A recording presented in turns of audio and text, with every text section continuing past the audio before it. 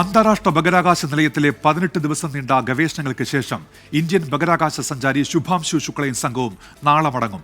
Indian സമയം നാളെ വൈകിട്ട് 4:30 അൺഡോക്കിംഗ് ആരംഭിക്കാനാണ് തീരുമാനം.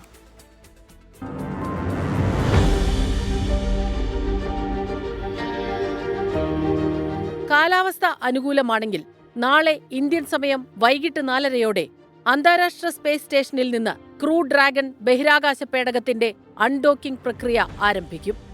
സഞ്ചാരികളെ വഹിക്കുന്ന ക്രൂ ഡ്രാഗൺ പേടകം ഫ്ലോറിഡ തീരത്ത് പതിക്കുന്ന സമയത്തെ കാലാവസ്ഥയും മറ്റ് പല ഘടകങ്ങളും പരിശോധിച്ചതിനു ശേഷം മാത്രമേ അൺഡോക്കിംഗ് ആരംഭിക്കൂ.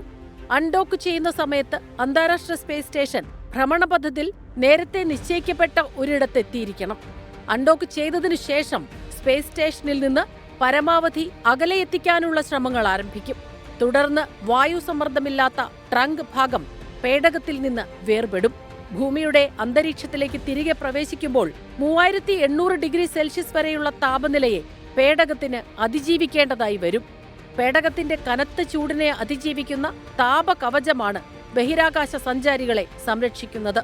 തുടർന്ന് കൺട്രോൾഡ് ലാൻഡിംഗ് ആരംഭിക്കുന്ന പേടകം ഫ്ലോറിഡ തീരത്തിനടുത്തുള്ള കടലിൽ പതിക്കും.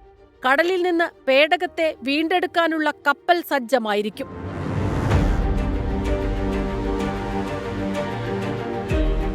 Research desk 24.